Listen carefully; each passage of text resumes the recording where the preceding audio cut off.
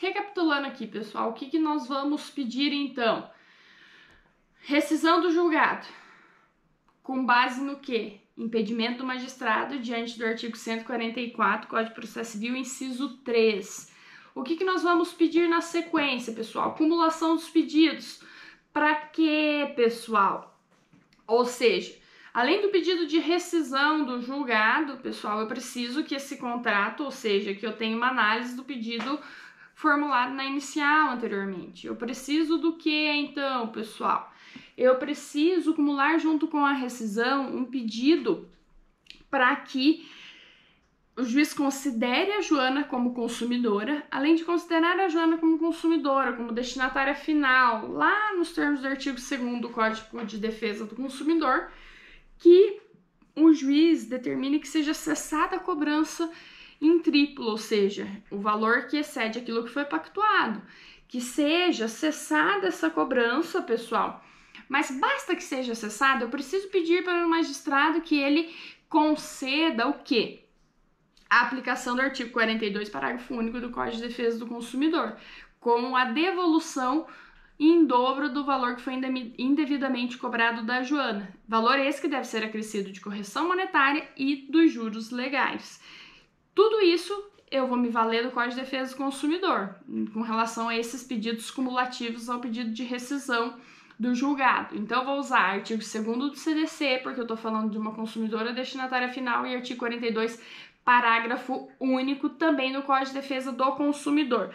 Na sequência, pessoal, o que eu posso pedir aqui nessa ação? Veja lá, a Joana, ela foi indevidamente cobrada num valor que extrapolou em muito aquilo que foi pactuado junto à empresa que foi demandada ali no caso concreto.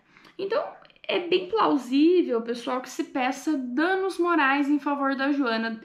Esses danos morais são fundamentados onde, pessoal? Fundamentação de cunho geral, artigo 186 e 927 do Código Civil. Se a gente for dar uma olhadinha lá no artigo 186, todo mundo já está bem acostumado com ele. Ele diz lá que qualquer ação que cause dano deve ser indenizado. Então ele diz ali, aquele que por ação ou omissão voluntária, negligência ou imprudência violar direito e causar dano ao trem, ainda que exclusivamente moral, tem o dever de indenizar, pois ele comete ato ilícito. Exatamente a situação da empresa que efetuou a cobrança indevida dos valores da Joana. Além do artigo 186, nós temos ali no Código Civil o artigo 927.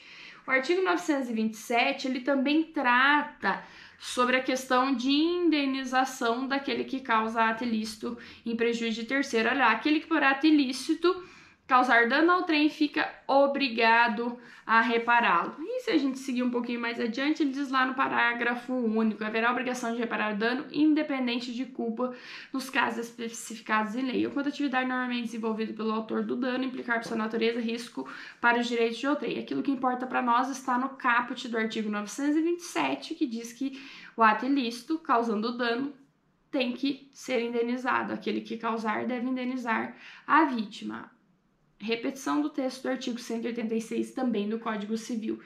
Mas nós estamos falando de matéria de consumo, então é importante que eu me atenha às disposições que estão no Código de Defesa do Consumidor.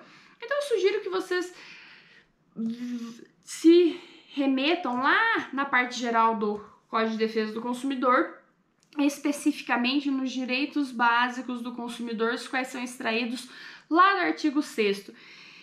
Lá, eu quero que vocês se atentem à disposição do inciso 6, que diz que o consumidor tem direito à efetiva reparação pelos danos patrimoniais e morais. Olha lá o que diz lá, olha, são direitos básicos do consumidor, a efetiva prevenção e reparação dos danos patrimoniais e morais, inclusive coletivos e difusos. Então, o fundamento de vocês para requerer o dano moral, além da utilização do artigo 186 e 927 do Código Civil, nós precisamos conjugá-los junto com o artigo 6º, inciso 6 do Código de Defesa do Consumidor, pois aqui a questão se trata de matéria consumerista. Tranquilo, pessoal? E eu preciso, pessoal, me atentar a um outro fator muito importante com relação à ação rescisória. Se nós formos observar lá no Código de Processo Civil, em especial no artigo 968, inciso 2, nós vamos perceber que ele traz de forma clara a necessidade de que seja depositado o valor equivalente a 5% sobre o valor da causa.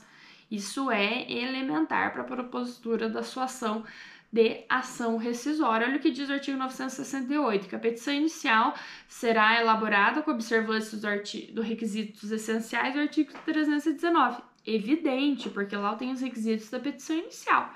Mas, além disso, diz lá que deve o autor, inciso 2, depositar a importância de 5% sobre o valor da causa, que se converterá em multa caso a ação seja por unanimidade de votos declarada inadmissível ou improcedente. Então, eu preciso colocar isso na minha petição.